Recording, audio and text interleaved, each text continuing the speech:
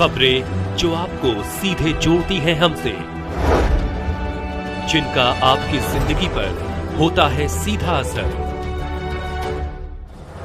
खबरों की वही तस्वीर, बिना बदले बिना डरे, जज्बा सच का लिए, सच दिखाते हैं। भारत विकास परिषद नंदनवन शाखा जोधपुर द्वारा पर्यावरण संरक्षण पहल के तहत कपड़े की थैलियों का वितरण किया गया।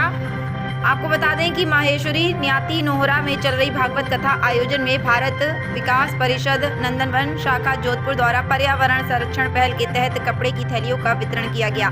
इस अवसर पर व्यास पीठ पर विराजित संबित कैलाश जी जोशी ने भक्तों से अनुरोध किया कि वे अपने साथ हमेशा कपड़े की थैली लेकर बाजार जाएं।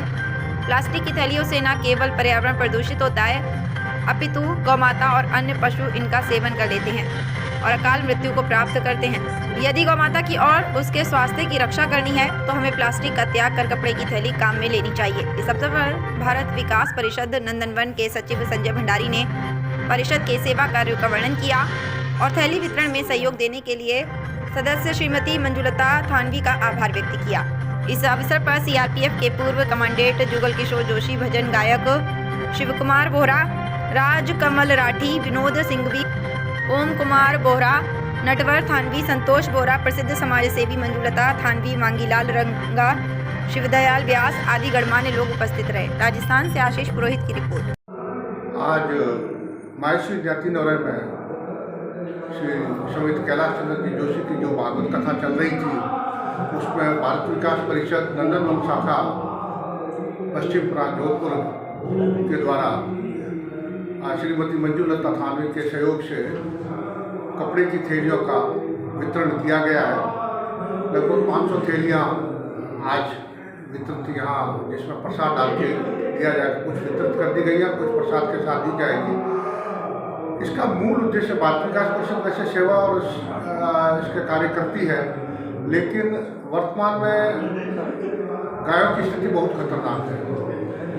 हम घर में बाहर जाते हैं, सब्जी लाते हैं, दूध लाते हैं या छोटा मोटा किराना का सामान लाते हैं, प्लास्टिक की थैली में लेके आते हैं, अपने साथ कोई भी साधन नहीं लेते और उसका दुष्परिणाम ये होता है कि घर का जो कचरा होता है वो उसी प्लास्टिक की थैली में डाल के घर के बाहर फेंक देते हैं, गाय माता उसको खा लेती है।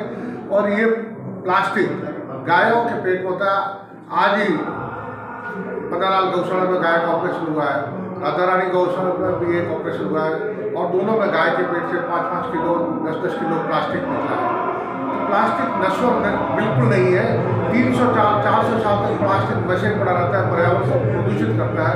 पर्यावरण को बचाने के उद्देश्य से भारत विकास परिषद ने इस कार्यक्रम को अंजाम दिया है और ये सतत चलने वाला कार्यक्रम है। हमारी मुहिम है कि हम लोगों को जागरूक करें, लोग प्लास्टिक से जितना हो सके उतना कम से कम प्लास्टिक का काम करें, प्लास्टिक का सही निस्तारण करें और अपने साथ में स्कूटर की डिक्की में, कार में अपने साथ में 5 किलो या 10 किलो का एक थैला साथ रखें, जिससे जनता अधिक से अधिक गायों को बचा सके, पर्यावरण को बचा सके। धन्यवाद। मैं नटवर थानवी, पर्यावरण प्रभारी, भारत विकास परिषद नंदनवन शाखा जोधपुर।